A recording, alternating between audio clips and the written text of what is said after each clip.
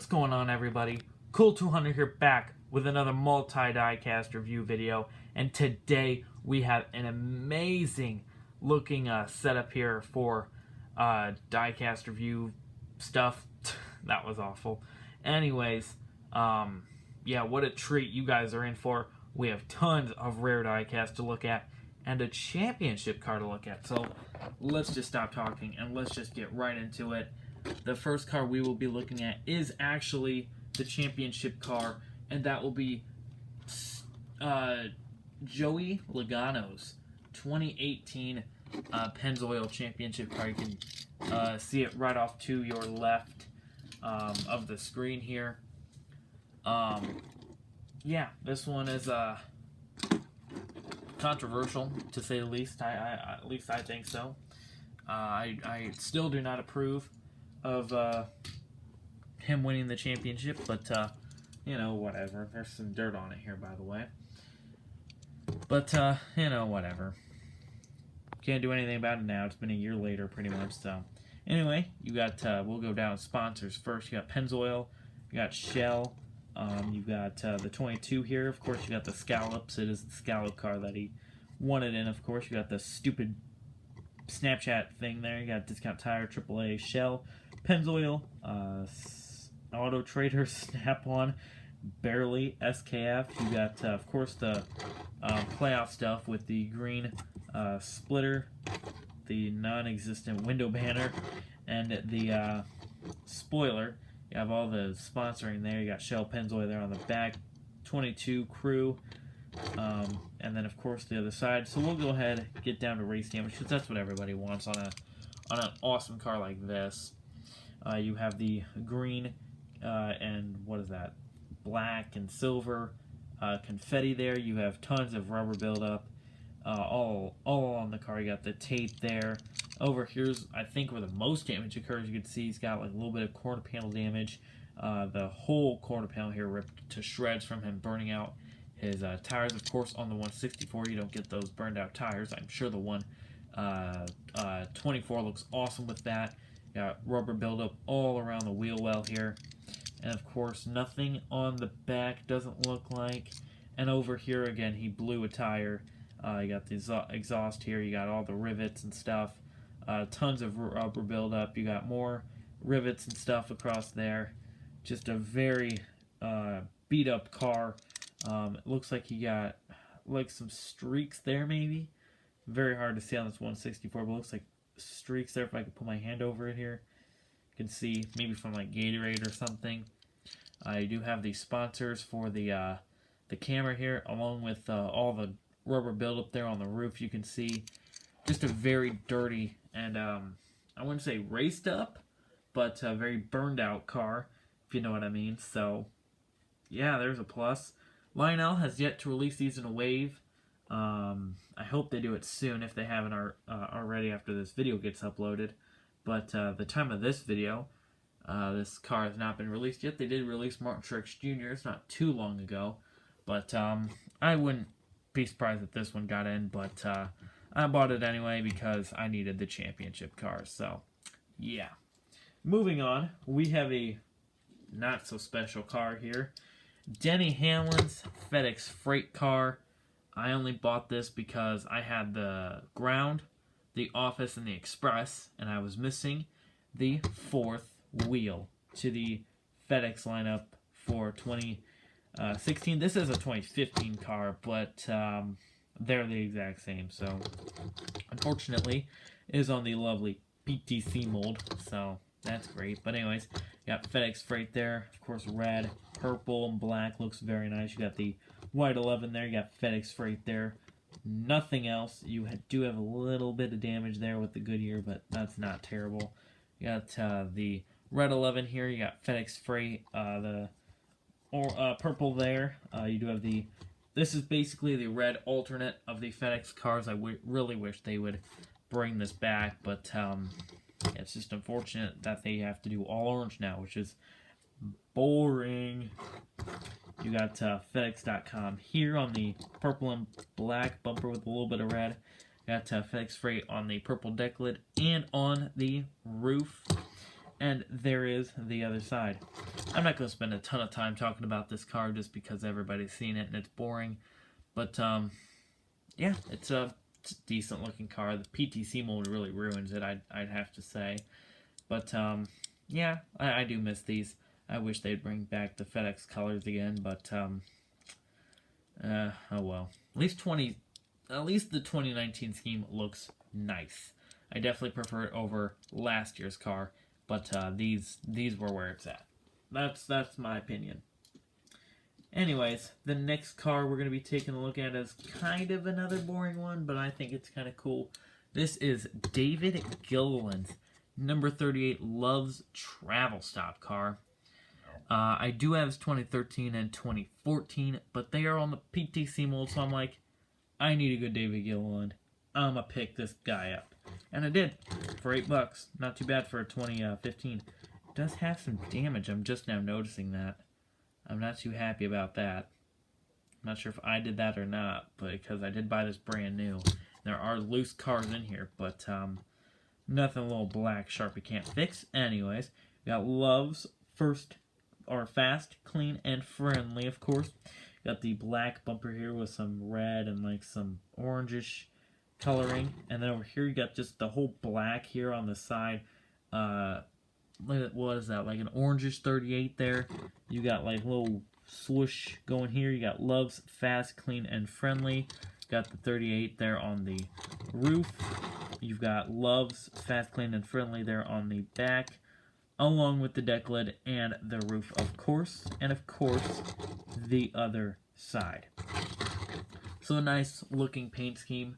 I don't think they changed this that much. I don't have the 2013 or 2014 car out, which is unfortunate. I probably should have to compare the three. I think that'd be cool, but yeah, I'm not gonna dig around for that. So anyways, they didn't really change it up that much. They may have changed up the hood a little bit for the slogan or whatever, but anyways, not too bad of a looking car.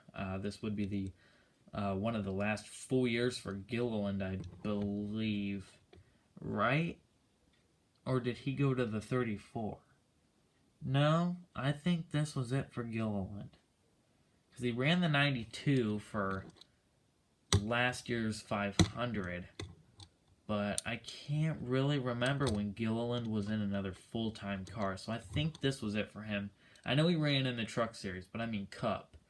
I think this was it for him, so yeah. There's that. We'll go ahead and stick with the Gen 6 era. And we'll take a look at Dave Blaney's number 7 for Tommy Baldwin Racing. This one's cool. I didn't even know Dave Blaney had a car that came out, but you got Saney's logo there. No idea what Saney is, just a small little sponsor, but that's cool. You got the big old... I love this font. I love this font for the number 7. I don't know why, but I think that's awesome. You got Saney there. You got this weird looking design here. I have no idea what that's supposed to be whatsoever, but kind of cool. You got the white 7 here. You do have a few paint chips, but that's alright. You got the big old 7 here. You got Saney there on the back. You have Saney on the deck lid and on the roof. Wow, good job for a small team to get it on all 3 areas. I know some teams struggle with that. And there is the other side. Not too much to write home about this Chevy SS, but it's a very nice looking 2013 diecast, if I have to say so myself. I know this car is rare, I do believe. It's awesome to have this car. So, yeah, there's that. So, cool looking car for sure. The next car we are going to be looking at is a very interesting car. This is John Andretti's number 34. I don't think it's for Front Row Motorsports, but I'm going to say it is for now. Correct me in the comments below if I'm wrong, but I believe this is for Front Row Motorsports. You have, what is that, Window World there, 1-800 next window. You got the Impala nose here, you got the blue under the bumper here, and then of course the black splitter. You do have the yellow 34 with different shades of blue going on here. You got windowworld.com, something cares, black side skirt, a little bit of damage here and there, but nothing crazy. You do have the yellow 34 here. You do have the windowworld.com here. We're not sure what that is. Is that supposed to be like where the camera goes, or what's that bump? I have no idea. Big old Chevy bow tie there. You got $198 right there. What's that for? Get your windows ready to install for $189 installed. So, yeah. And there is the other non-beat up side. There's a little bit of a dent though, and okay, it's a little beat up, but anyways, not a terrible looking car. Probably one of my least favorite 34 cars, honestly. I don't really know who John Andretti was, just because I wasn't really watching that close to small teams while I was investing my time into NASCAR. And even then, as a child, I have no idea what racing really was. I just knew cars went rounds in circles, and when they crashed, we all cheered. I know, sounds terrible, but that's not the NASCAR fan I am now. I am actually very interested in the way the racing works, and I think it's very much more entertaining as a teenager than it was as a young child. So, there's that. But, yeah, I guess it's a cool little car, definitely by somebody else, because it's got the metal chassis and, of course, the rubber wheels, just like those 7 cars were for Robbie Gordon. So, yeah. Same company, just haven't looked them up. So, there's that. The next car we're going to be looking at is Michael Waltrip's number 55 Aaron's car for his own team, Michael Waltrip Racing, back when they were still around. You have Aaron's here. You got like this dark blue all the way across and on the side skirts. You got the white here in the middle. You got the blue 55. You got Aaron's. Lucky Dog there. You got tons of little sponsors here. You got the white 55 on the blue roof. You've got the Lucky Dog peeking out there with Aaron's, of course. Nobody beats Aaron's. You got Aaron's Dream Machine there. That's crooked just a little bit. And there is the other side. Not too much to write home about this car because I feel like I've reviewed this car hundreds of times now. Because it is the pretty much flip-flop of Mark Martin's car. Now, Mark Martin does have a little bit of a lighter shade of blue, while Michael Waltrip has a darker. But, I mean, you take the white and you put it in the middle, and take the blue and put it in the middle, you know what I mean? And then, to make this even funnier, because that's a pair, thank you, Mark Martin, for ruining this moment for me. And there's the other pair. Isn't that funny? I've got the Gen 5 and the Gen 6. I think that is pretty cool. So, now obviously, this is Michael Waltrip, this is Brian Vickers, but they're the same car, and that is actually Mark Martin in both cars. So, I think that's pretty cool. I think Michael Waltrip does have the Gen 6 version, but it's the same as Brian Vickers, and I like Brian Vickers, in my opinion, a little bit more. So, yeah. I'm going to stick with Brian Vickers as he rolls away, but I just wanted to show you guys that I actually have the Gen 6 versions as well, and they are pretty much the same. So, there's that. So, that's pretty cool. And the next car we're going to be reviewing is Brad Keselowski's Blue Deuce. The actual Blue Deuce. Miller Lite car from 2012 or 2011. It's somewhere there. But good lord, it was hard finding this car. Of course, it did come on a base. It is unfortunately a used car, so it's very beat up. This car is very hard to find. I know that, very hard to find. Most of the beer cars are, though, in my opinion, because everybody takes the base off and then never resells them. So, But anyways, you got Miller Lite there with Pennzoil and the Charger there. You do have very beaten up splitter here. That's unfortunate. You got the gold rims. You got the white 2 here. You've got the Miller Lite, what's that called? Miller Lite, metal bottle thing here pouring into a glass. You've got Snap-on, Dodge, Carlisle, Carlisle. I don't know what that is. You got the white 2 there. Of course, it is a metal flakish paint scheme. I like that a lot. You've got Man Up, Miller Lite, Choose on Taste. And then you got like this weird kind of beerish look here. I guess that's what they're going for. You got Ruby Tuesday there. That's interesting. I didn't know that was on the car. And there's the other beat up side. Pretty cool looking car. I miss this car a lot, actually. I almost can't stand the retro white car that they have these days. I think it is lazy and boring. Now, obviously, it's just like the can, lazy and boring. I really do miss this. I don't like beer at all. I never. I'm not going to get into that. That's very controversial, especially for America. But I miss this a lot. I think this scheme and this style was awesome. They could at least like do the can thing into the glass like they did for this car. Just make it the white can, and then have it pour into a glass. Like, why can't they just do that at least? Like, if you took this away, it would just look like the white car but blue. You know what I mean? You got the blue and then you got this. Like, why can't they add this as like a special effect? Like, come on. Like, get with it, man. The white paint scheme is just not cool. This one is. I love this car.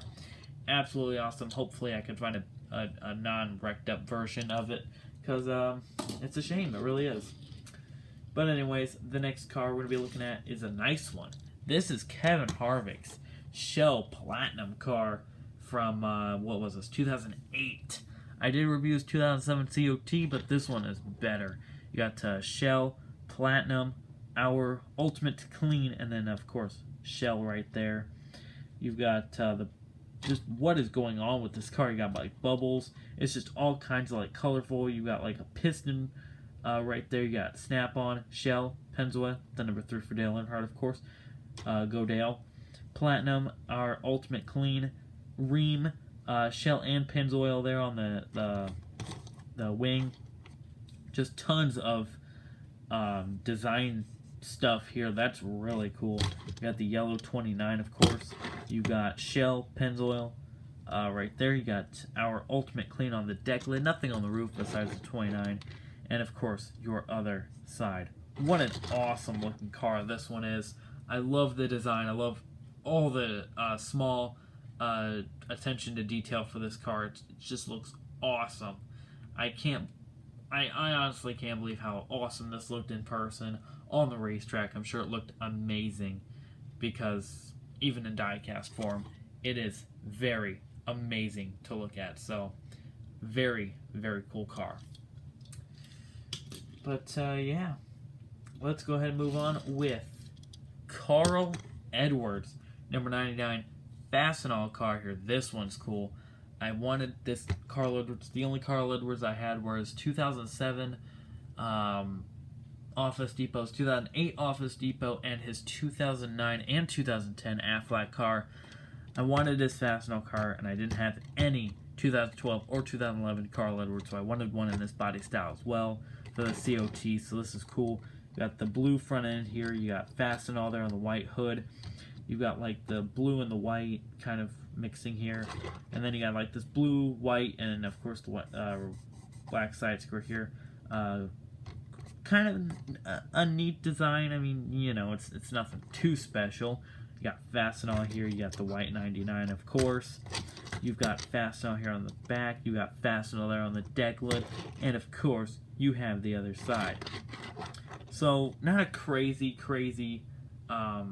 you know, not like the Kevin Harvick where it had, you know, all kinds of things going for it. The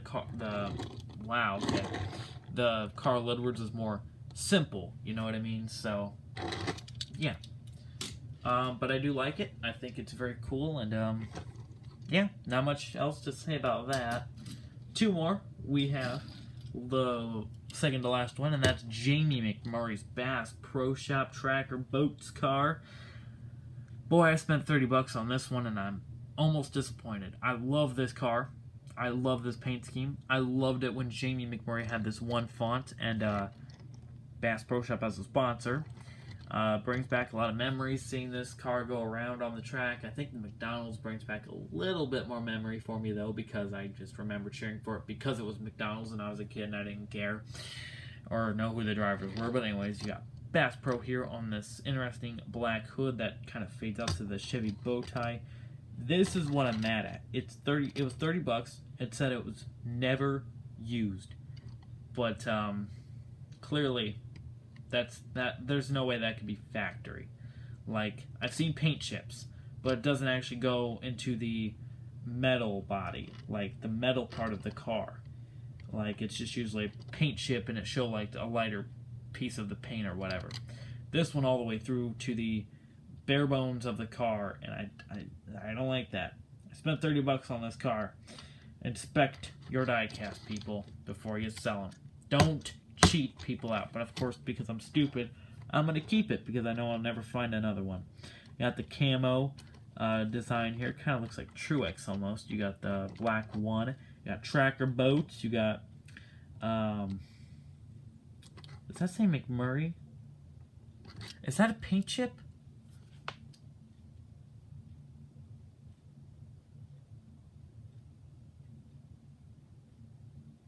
It is a paint chip.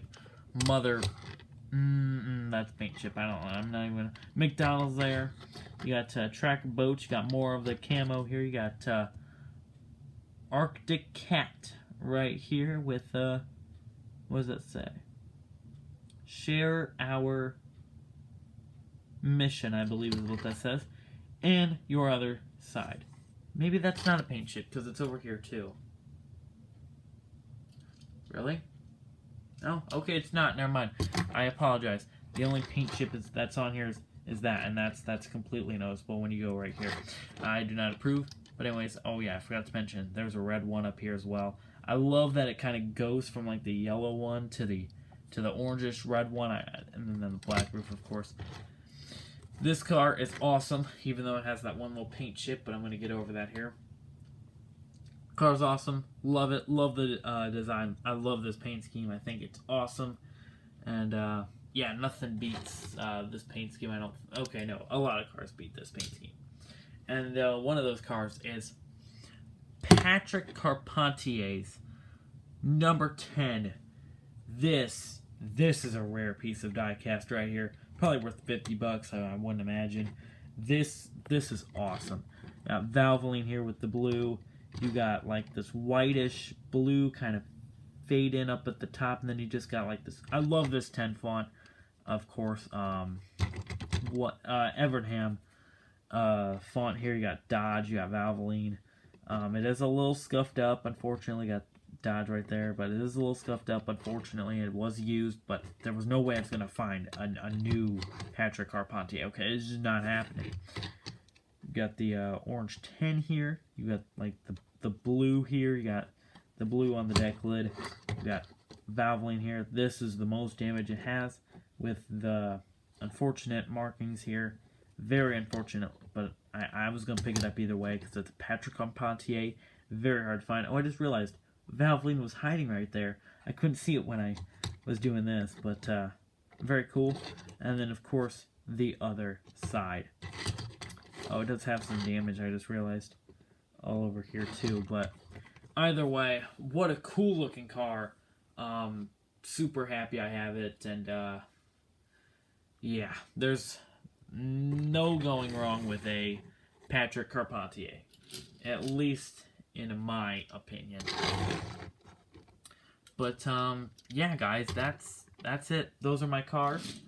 I hope you all enjoyed this video as much as I enjoyed making it, but I am super tired, so I am ready for bed. As you guys know, I always record these late Saturday night. Wake up at 10 o'clock in the morning. So, yeah, that's always fun. But I don't really care because I do it for you guys, so there you go. But anyways, guys, enough talking. Which car from this whole pile is your favorite? And leave me down below a comment of which cars you have, because I'm always interested to know what cars my fans have that I have. I always find that very amusing to see. So yeah. With that said, guys, it takes me forever to set thumbnails anymore. But with that said, guys, please like this video, leave a comment, subscribe for more. Once again, let me know which one was your favorite and what cars in this set you have. And I will see you guys in the next diecast review video. Peace out.